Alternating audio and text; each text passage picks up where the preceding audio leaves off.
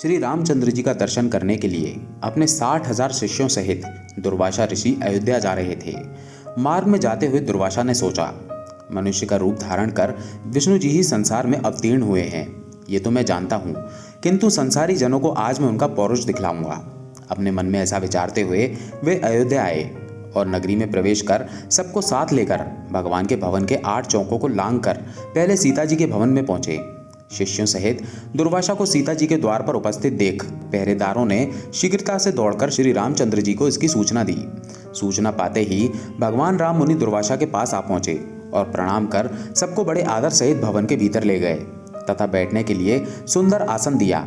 आसन पर बैठते ही दुर्वासा ने मधुर वचनों में श्री रामचंद्र जी से कहा कि आज 1000 वर्ष का मेरा उपवास पूरा हुआ है, इस कारण मेरे शिष्यों सहित मुझे भोजन कराइए और इसके लिए आपको केवल 1 मुहूर्त का समय देता हूँ। साथ ही ये भी ज्ञात रहे कि मेरा यह भोजन जल, धेनु और अग्नि की सहायता से प्रस्तुत न किया जाएगा। केवल 1 मुहूर्त में ही मेरी इच्छा अनुसार वो भोजन, जिसमें विविध प्रकार के पकवान प्रस्तुत हों, मुझे प्राप्त हों। इसके अतिरिक्त यदि तुम अपने गृहस्थ धर्म की रक्षा चाहो तो शिव पूजन निमित्त मुझे ऐसे पुष्प मंगवा दो जैसे पुष्प यहाँ अब तक किसी ने ना देखे हों, और अगर तुम ये न कर सको तो मुझसे स्पष्ट कह दो कि मैं इसमें असमर्थ हूँ, मैं चला जाऊँगा। मुनि की बातें सुनकर श्री रामचंद्र जी ने मुस्कुराते हुए नम्रता से कहा, भगवान, मुझे आपकी सब आज्ञा स्वीकार है। राम की बात सुनकर दुर्वासा ने प्रसन्न होकर कहा, मैं सरयू में स्नान करके अभी तुम्हारे पास आता हूँ, शीघ्रता करना। हमारे लिए सब सामग्रियों को प्रस्तुत करने के लिए अपने भाइयों तथा सीता को कह देना कि शीघ्रता करें। रामचंद्र जी ने कहा, जी आप जाइए, स्नान कराइए। दुर्वासा जी स्नान करने चले गए। राम चिंतित हो गए।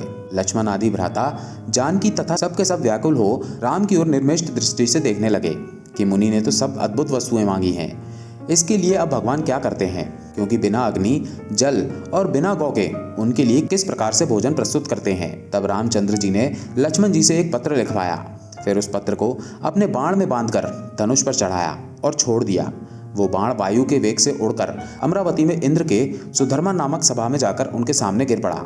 उस बाण को देखकर इंद्र व्याकुल हो गए कि ये किसका बाण है। फिर उठाकर देखा तो उस पर राम का नाम अंकित था। फिर उसमें बंधे पत्र को खोलकर पढ़ा।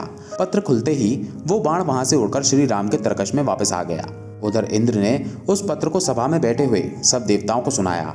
उसमें लिखा था, इंद्र, स्वर्ग में सुखी रहो, मैं सर्वदा तुम्हारा स्मरण करता हूँ, परंतु तुम्हें एक आज्ञा देता हूँ।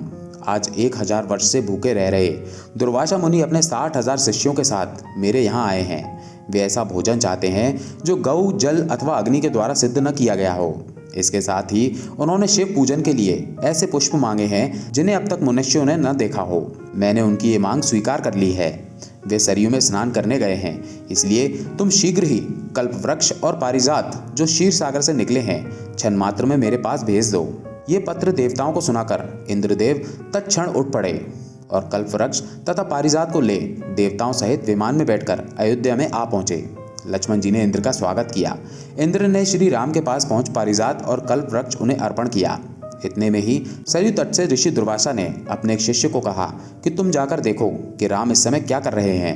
मैंने जो आज्ञा दी है उसके अनुसार कुछ अन्न अब तक बना है कि नहीं, अब तक वैसे ही चिंता मग्न है या कुछ कर रहे हैं। यदि मेरी आज्ञा अनुसार पकवान प्रस्तुत कर रहे हैं तो अब तक कितनी सामग्री तैयार हुई है, ये सब तुम चुपके से देखकर मेरे पास आओ। जो आज्ञा। ऐसा कहकर वो शिष्य श्री राम के भवन में आया। देखा तो कल्पवृक्ष और पारिजात से युक्त देवताओं की मंडली में राम विराजमान है। ये देखकर उस शिष्य ने शीघ्र ही दुर्वासा के पास जाकर ये समाचार कह सुनाया। शिष्य की ये बात सुनकर दुर्वासा को आश्चर्य हुआ। स्नान कर शिष्यों को साथ ले दुर्वासा ऋषि श्री रामचंद्र जी के सुंदर भवन में आ पहुंचे।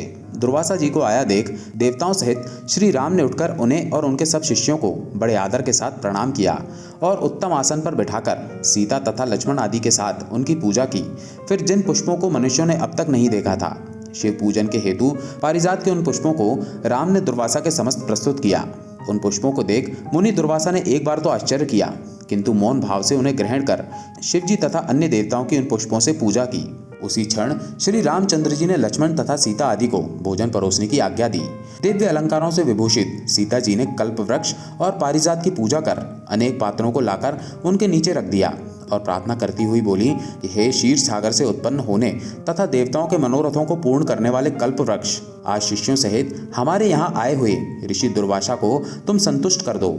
माता सीता के कहते ही कल्प वृक्ष ने पल मात्र में वहां रखे हुए करोड़ों पात्रों को अनेक प्रकार की खाद्य सामग्रियों से पूर्ण कर दिया। फिर उन सब अन्नों को उर्मिला सहित सीता जी ने स्वर्ण के पात्रों में रखकर ऋषि दुर्वासा के समक्ष परोस दिया।